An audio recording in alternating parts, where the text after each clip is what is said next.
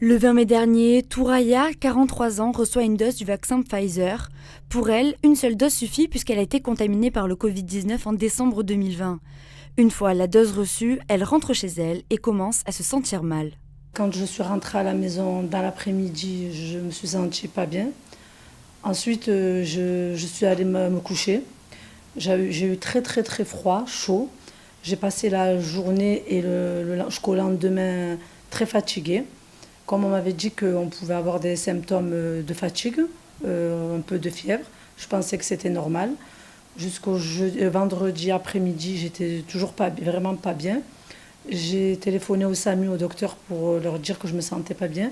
Elle m'a dit que c'était normal de prendre Doliprane. Je suis restée couchée jusqu'au samedi. Le samedi, ça allait toujours pas, mais j'étais de plus en plus fatiguée. J'ai rappelé.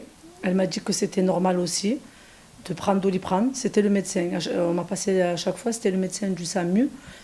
Et j'ai commencé à perdre la mémoire. Je ne me souvenais pas ni que je m'étais levée ou pas levée. Pour moi, je suis restée couchée tous ces jours. Et dimanche, j'étais seule à la maison. Moi, j'ai pas le souvenir. J'ai appelé une cousine, j'ai appelé ma fille pour leur dire que ça allait pas du tout. Ma fille est arrivée en même temps que les pompiers. J'ai dit aux pompiers que j'avais très très mal à la tête, que j'arrivais plus à me lever.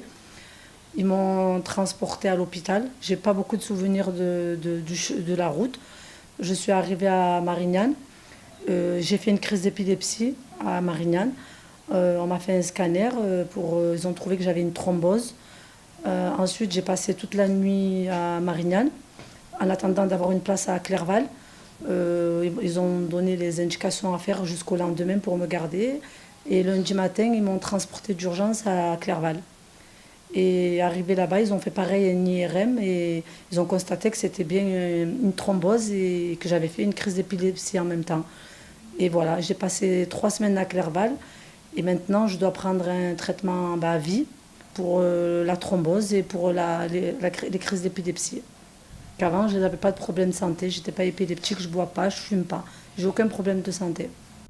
Touraya ainsi que son avocat, maître Hervé Serroussi, ont décidé de mettre en demeure le laboratoire Pfizer. En cas de non-réponse, une plainte sera déposée pour mise en danger de la vie d'autrui. Il ne faut pas laisser ceux qui ont des problèmes à cause du vaccin de côté. Il faut que tout le monde soit concerné, comprendre ce qui s'est passé, que Pfizer, si effectivement un problème est relevé, prenne en charge ses responsabilités, mette en place cette expertise, détermine les causes, détermine les effets, détermine les séquelles, les évalue et l'indemnise. C'est à minima ce qu'on est en droit d'attendre de la part d'une société comme Pfizer. Aujourd'hui, voilà, c'est le début de cette procédure. On attend un retour de la part de Pfizer.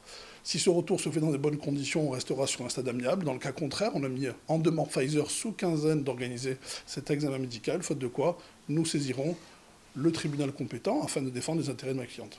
Une étude française relayée par le journal Le Monde indique que les cas de thrombose après vaccination de doses Pfizer, Moderna ou AstraZeneca sont très faibles, soit 0,075 cas pour 1 million de vaccinés.